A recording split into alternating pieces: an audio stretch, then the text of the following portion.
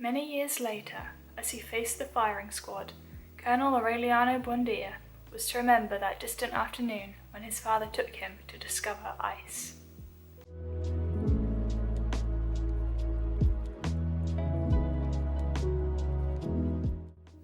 Hello, welcome to today's video. My name is Lois, and today we're going to be reviewing 100 Years of Solitude by Gabriel Garcia Marquez. First of all, I want to quickly apologise for the lack of uploads recently. I'm very much trying to figure out life after uni and it's not been a smooth process.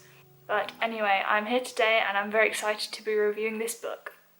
I've seen this book recommended a lot on YouTube. It's also a Nobel Prize winner for literature and it's probably the most famous Latin American novel. Plus there's a Netflix adaptation coming out in 2024, so probably sometime in the winter I suspect. Which will be the first ever adaptation of this book. So the main thing I was expecting was political analogy about Colombia and this thing called magical realism, which I didn't know very much about. But along with the magical realism, the behaviour of the Buendia family is also quite disturbing and shocking in itself.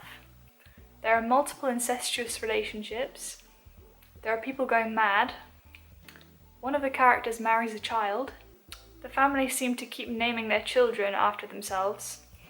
At face value, it's just quite a bizarre book. But the atmosphere of the book, the town of Macondo, the magical realism, the themes and symbols make this a book that I think is really worth reading. And whilst many, particularly fantasy novels, often have a map at the beginning of them, 100 Years of Solitude has a map of the family. Yes, the family tree is quite essential in understanding this book and what is going on. There is about 5 characters called Jose Arcadio, and I've counted 22 Aurelianos. Additionally, a lot of the characters are married to one person and end up having a child or children with somebody else. So if you don't want to get lost, follow the map. So there are 2 main things I want to discuss about the book. First of all was the use of time, and second of all was biblical allegory or Old Testament allusions. First of all, we have the use of time. Time in 100 Years of Solitude is very cyclical. One of the ways this is shown is by the names that are repeated throughout. And second of all, the names that are repeated seem to have personality traits attached with them. So all the Aurelianos seem to behave in a very similar way. There are also several ghosts in the story, and some of them appear in more material ways than others. The story is mostly chronological, but there are some non-linear aspects like flashbacks, jumping around in time. And I think the everyday descriptions of what was happening, whether it was the strange behaviour of family members or the magical realism, it is written in such an everyday sense, and is reasonably long for a book. It's over 400 pages, so it does give you a sense of the patterns that are going on and on throughout the family, and very much does give this idea of a family or generational curse. Now I'm going to talk about some of the biblical allusions in the text. I didn't notice these at all whilst reading the book, but when I was making some notes, things started popping up. So the first generation of the Buendia family, Jose Arcadio Buendia and his wife Ursula, leave their home and their family for a land that they've never been to, where they're going to go and start this village called Macondo. They're often called the patriarchs or the founders of Macondo, and this just reminded me strikingly of Abraham and Sarah in Genesis, who also leave their home and their family behind, just taking a few people with them to go and follow the calling of God. And whilst you can't really say that Jose Arcadio Buendia is following the call of God, he does have a vision which he is trying to follow and make happen. So I definitely couldn't ignore the similarity there. The rest of these are probably not going to be in order, but there is also a reign that lasts for 4 years, and the parallels between that and the flood seem very clear to me as well. And going back to the idea of incest in the book, the founders, Jose Arcadio and his wife Ursula, are actually cousins, and the final generation are an aunt and nephew who end up having a child. And whilst I never really thought of incest as being something particularly symbolic, there was a Symbolic World podcast a few months ago which was actually talking about the story of Lot and his daughters.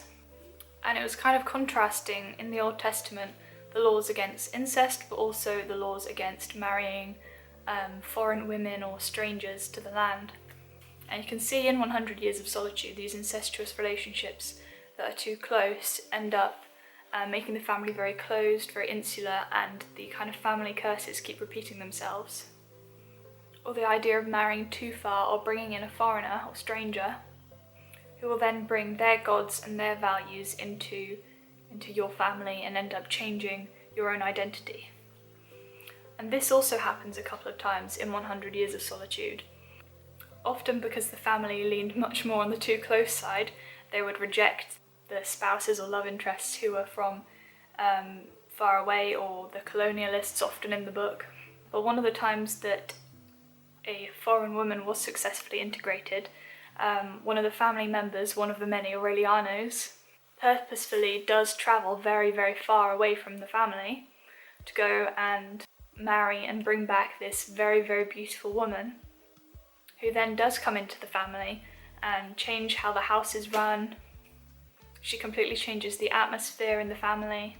And I just thought that was a great example of what was being talked about in the podcast, of these relationships that are either too close or too far. The final kind of biblical allusion or idea I want to talk about is the idea of the living word, or the story being alive. For Christians, Jesus is the Word made flesh. The Bible is very much a living book. And there's a very different, interesting idea of the story being alive in 100 Years of Solitude. Several members of the Bundia family spend a lot of time trying to decipher these scrolls, which they find were written in Sanskrit. And by the time the character in the final generation is deciphering these scrolls, he realises that what is written is the story of their family. And what he is reading is what is happening right in front of him. So that was my review of 100 Years of Solitude by Gabriel Garcia Marquez. I definitely recommend it if you're interested in Latin American literature, modern classics, magical realism, books that surprise you. And yes, I hope you enjoyed the video, and I look forward to seeing you in the next one. Bye!